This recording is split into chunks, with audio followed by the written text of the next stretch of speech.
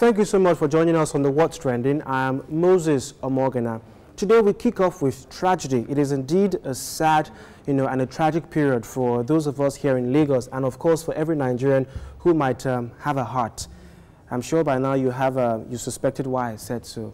No fewer than 3 people were killed, or maybe I should say crushed, on Wednesday after a container on a 40-feet trailer fell off the Ojuelegba Bridge onto the road below, crushing about 2 cars. Our correspondents learned that the container, which was not fastened or properly attached to the trailer, crushed 2 private vehicles which were in motion. If we can have, you can see, the container here, and you can see the bridge from which it fell off. And of course, you can see the huge crowd, leading to, panic and of course a traffic jam. Now, a crowd of residents and motorists, as you can see here, were said to have converged on the scene as there was apprehension on the number of casualties involved in the incident. The situation was said to have caused a huge traffic jam in the area as traffic officials had a tough time controlling the number of people trooping the scene and redirecting the traffic as well. The driver of the trailer reportedly attempted to escape the scene, but he was, however, apprehended by an angry mob. Now, going online for reactions about this, Olisa TV says, "We will eventually forget and nothing will change." Reactions on Ojuelegba horrific accident. I'm hoping that's not true. Now, the question is, who should be held responsible for this careless tragedy? Now, let's find out, from more Twitter. Jomani Oluwa Adare says, 24 hours, the container that fell on a car at Ojuelegba has still not been moved. Nigeria are healthy. Well, I'm sure that tweet came on much later because based on reports that we have currently, moving of the container is actually ongoing and it's almost done. And Mayowa says, please, aftermath of the accident at Ojuelegba yesterday, what is the authority up to next to abort such future occurrence? Good question. And Sam Skills says, the sad incident that happened at Ojuelegba yesterday should teach you to commit your ways to God before leaving home every morning. Wow. And JJ Omojuwa says, pictures from that Ojuelegba are chilling. The distance between life and death just disappears like it was never there at times. Mr. Jack says, tweeted the picture actually, and he says, see them on the Ojuelegba Bridge this morning. Abeg, Egbon, Akiwumi Ambode, tweeting the question at Akiwumi Ambode, we need those height restrictions back. And the Godfather at IOP says, that Ojuelegba Bridge is a place with memories for me, a story for another day. I am sad for those who perished today. May their souls rest in peace. May they rest in perfect peace.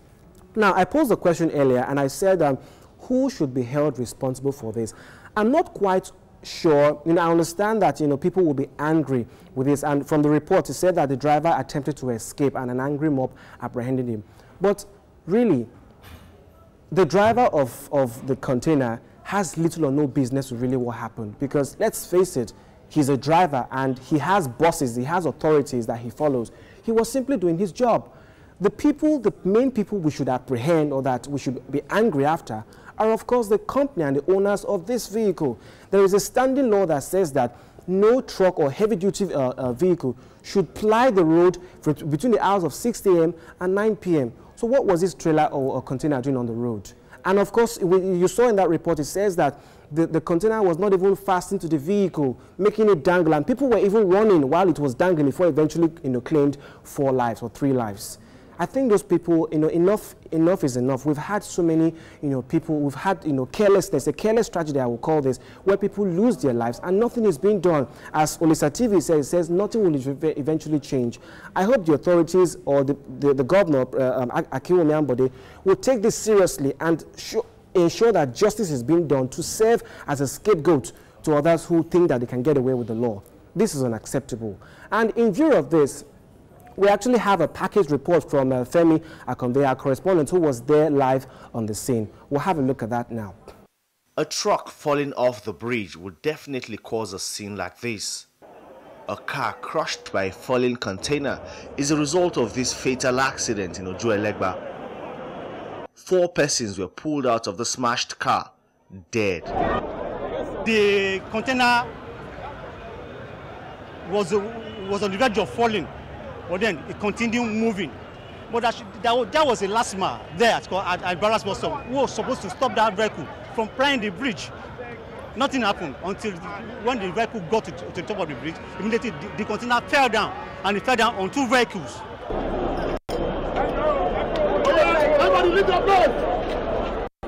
This is the only survivor, Lasisi Akim. My car was also affected, but the impact was not much. For many here, this was another day of an avoidable tragedy in Lagos. Okay, so that was a report by Femi Akonde, our correspondent. Now, moving away from this of course takes us to the presidency and its promises. Yeah.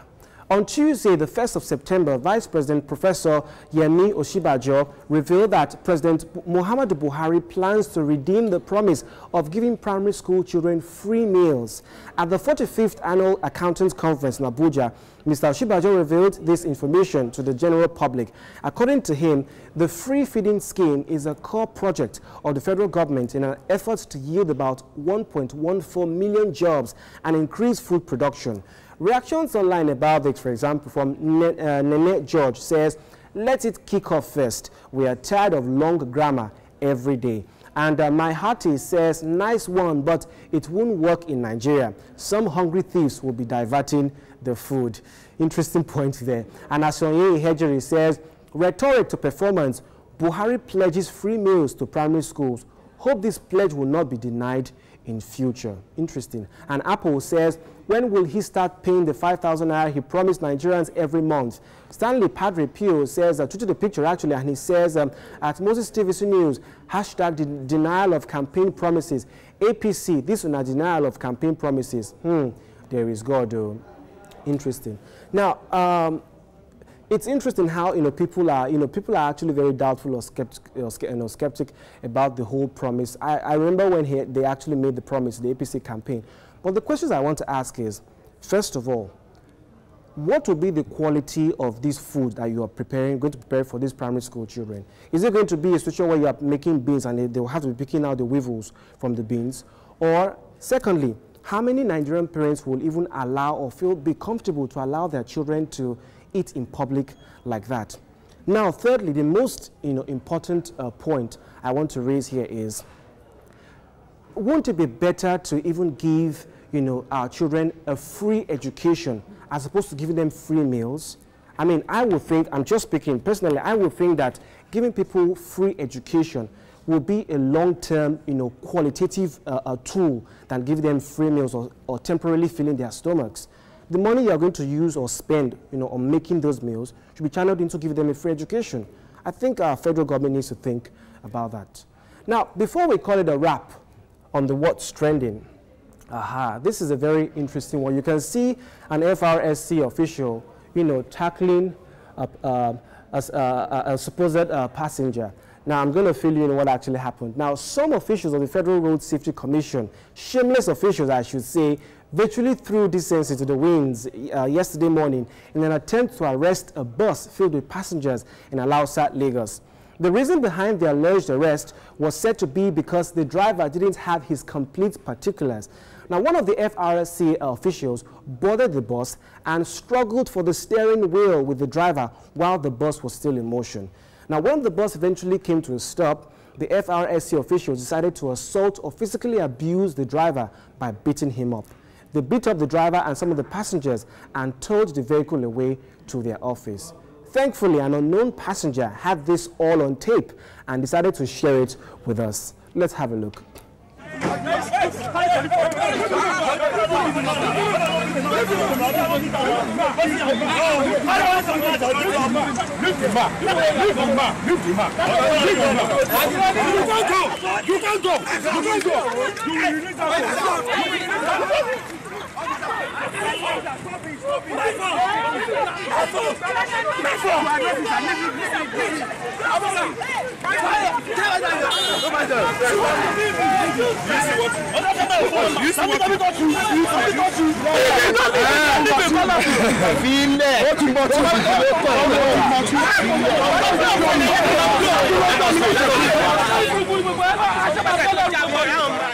Okay, now, haven't seen that video.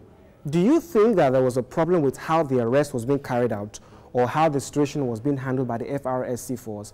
Now, funny enough, we had the privilege of speaking to one of the passengers, and he said that, now, you stopped, you accosted the driver for not having his particulars. Why didn't you just stop the vehicle, get down the driver, and properly arrest him? What was the whole point of boarding the bus and struggling and steering with the driver? Was the driver, making an attempt to run away? Now, secondly, you started having a physical struggle, with the passengers. I also blame the passengers for even fighting, with the FRSC, because really it's a crime to tackle a man of the law or a man of the force. But men of forces or men of the law should know better. You should know better, because you're guilty of improper conduct and you're guilty of assault as well as an officer of the law.